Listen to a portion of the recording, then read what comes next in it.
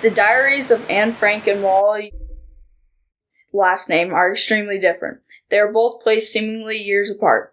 In fact, Anne Frank's diary was written nearly 57 years before Malala's. Yet these two writers seem to have more in common than we first may think. So we have taken on the challenge of comprising 5 of these writers' entries and their diaries into a comprehensive study. Anyway, let's dive into a couple of Anne Frank's journal entries. Anne Frank was only a Jewish child when the extreme Nazi Party took over Germany. She had no understanding of the fate she would meet, and she certainly didn't understand that millions of people would eventually read her journals. But she still somehow persevered through all in her life, to her very last moments. And as we will come to read in her passages from her journal, there were many occasions where Anne would go without seeing much of the outside world. Hiding in an annex in the 1940s is surprisingly not the most comfortable living condition. Many, if not all, of Anne's diary entries talk about the severe struggles of her family hiding in their own solitude. The only entry that does not go over this was written July 9th, 1942. This writing only discusses the details of Anne's secret annex, and doesn't go over any of her own thoughts and feelings. Each other entry goes over her feelings or the feelings of others.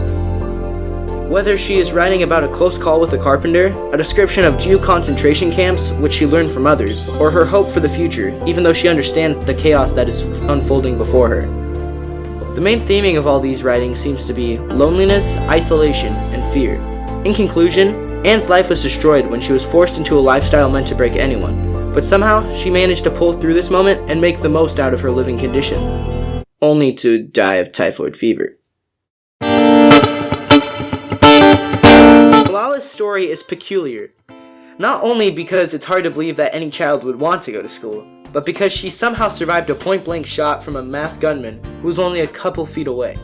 How, you might be asking? Well, she likes to believe that it was an act that meant her work on Earth was not done yet. Anyway, for her journal entries, we must go back, way back, to the year 2009. In Malala's entries, she talks mainly about an edict passing prohibiting women from getting an actual education over the age of 10. Another major detail about these entries is Malala's alibi, aka Gul Makai. Why would Malala need an alibi? Well, basically this radical terrorist group called the Taliban took over all of Pakistan. Don't worry, it's not that complicated, so... 20 minutes later. And that's how Malawi Hibatullah Akhundzada held power over 3/4 of Afghanistan. Anyway, Malala's speeches and essays helped shape women's rights in Pakistan and other Middle Eastern countries.